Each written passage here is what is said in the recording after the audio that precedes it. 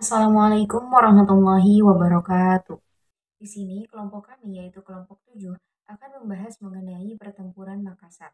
Yang mana pertempuran Makassar yang akan kami bahas ini yang terjadi setelah revolusi kemerdekaan Indonesia, yaitu terjadinya peristiwa Westerling. Sebelum memulai kepada pembahasan, izinkan saya memperkenalkan kelompok 7 terlebih dahulu. Sebelumnya perkenalkan, nama saya Fadia Fikriyah dan juga ada rekan saya yang bernama Lukman Nur Hakim, Ica Sayyidatun Nisa, dan juga yang terakhir ada Asep Saiful. Sebab umum, pertempuran yang terjadi di Sulawesi Selatan terjadi dari tanggal 11 Desember 1946 hingga 21 Februari 1947, yang merupakan salah satu rangkaian peristiwa sejarah perang mempertahankan kemerdekaan setelah dibacakannya Proklamasi Kemerdekaan Republik Indonesia. Setelah proklamasi, Belanda datang kembali ke Indonesia dengan membonceng pasukan sekutu. Belanda memakai nama baru yaitu Nederland Indes Civil Administration atau NICA dan berambisi ingin kembali menguasai Indonesia.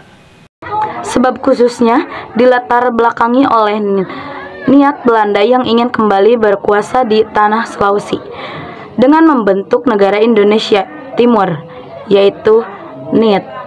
Sebelum kita berlanjut kepada peristiwa terjadinya Westerling, di sini saya akan menjelaskan mengenai organisasi PPNI, yang merupakan salah satu organisasi yang berperan aktif dalam perlawanan terhadap Belanda.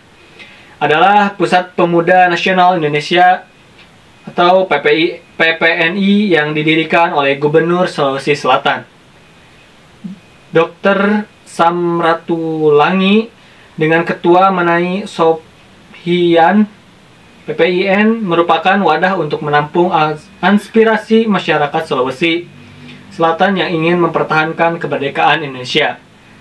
PPNI juga melakukan kampanye dan gerakan untuk menggalang dukungan rakyat terhadap pemerintah Republik Indonesia yang berpusat di Yogyakarta.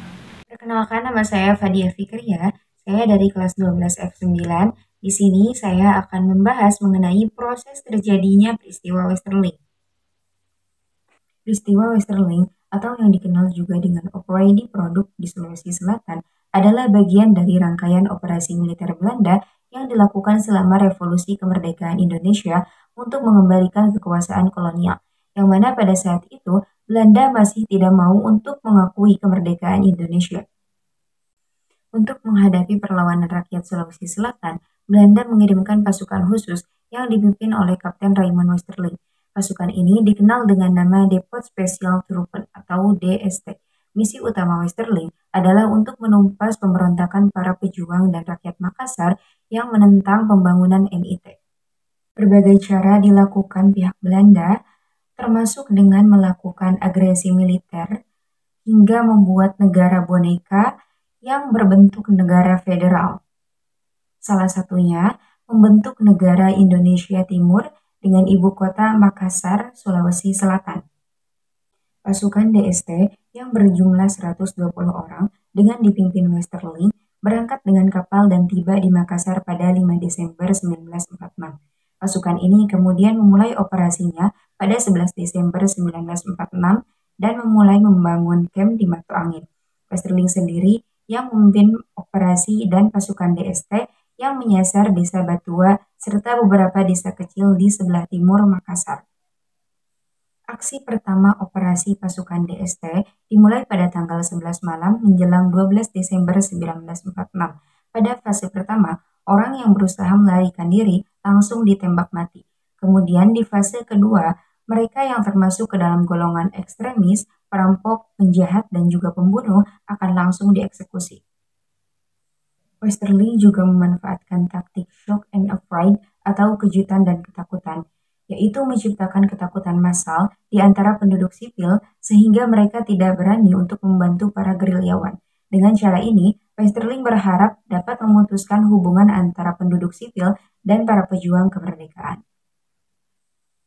Pasukannya akan menyerang desa-desa pada malam hari, menangkap para penduduk, dan kemudian melakukan penyiksaan dan eksekusi massal terhadap siapapun yang dicurigai yang terlibat dalam gerakan kemerdekaan, baik itu secara langsung maupun tidak langsung.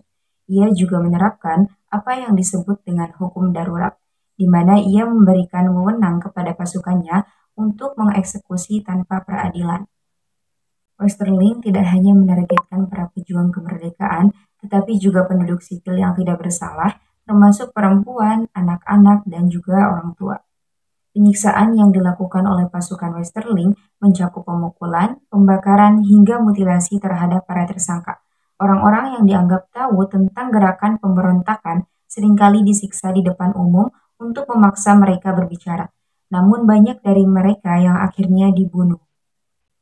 Korban pembantaian Westerling di Sulawesi Selatan sejak bulan Desember 1946 telah mencapai 40.000 jiwa, sementara Westerling sendiri mengatakan bahwa korban aksi yang telah dilakukan oleh pasukannya hanya 600 jiwa. Hal ini mereka lakukan untuk pembelaan mereka untuk menghindari pengadilan. Perlawanan rakyat Makassar. Meskipun menghadapi ancaman dan bahaya dari pasukan Westerling, rakyat Makassar tidak menyerah dan tetap berjuang untuk mempertahankan kemerdekaan Indonesia. Mereka dibantu oleh para pemuda yang tergabung dalam PPNI seperti Rival Paresi dan Robert Walter Moginisdi. Tokoh yang terlibat adalah Robert Walter Moginisdi, Emi Selen, Ronggol Deng Romo, Makaroeng Deng, Jojarung, dan Sain. Saya Lukman Hakim, saya akan membacakan dampak dari peristiwa Westerling, sosial dan psikologi. Kebrutalan Westerling meninggalkan trauma mendalam bagi masyarakat Sulawesi Selatan. Ketakutan yang disebarkan melalui eksekusi publik dan kekerasan tak terkendali menyebabkan kehancuran komunitas lokal. Peristiwa ini tidak hanya menghancurkan fisik, tetapi juga meruntuhkan psikologis masyarakat. Penduduk lokal hidup dalam ketakutan dan kecurigaan. Akhir dari operasi Westerling. Peristiwa Westerling berakhir pada tanggal 25 Desember 1946. Ketika Westerling dipanggil kembali ke Jakarta oleh pemerintah Belanda, ia dituduh telah melanggar perintah dan melakukan kekejaman yang tidak dapat dibenarkan. Namun, ia tidak pernah diadili atau dihukum atas perbuatannya. Perlawanan rakyat Makassar juga berakhir pada tahun 1949. Setelah Belanda mengakui kedaulatan Republik Indonesia Serikat atau bisa disingkat RIS. Sebagai hasil dari Koperasi Meja Bundar atau KMB, RIS kemudian dibubarkan pada tahun 1950 dan digantikan oleh Republik Indonesia yang berdaulatan penuh. Makna peristiwa dari Westerling. Peristiwa Westerling di Makassar merupakan salah satu peristiwa paling tragis dan menyedihkan dalam sejarah Indonesia. Peristiwa ini menunjukkan betapa kejamnya penjajah Belanda yang tidak menghargai hak asasi manusia dan kemerdekaan bangsa Indonesia. Namun, peristiwa ini juga menunjukkan betapa gigihnya rakyat Makassar yang tidak mau menyerah dan tetap berjuang untuk mempertahankan kemerdekaan Indonesia.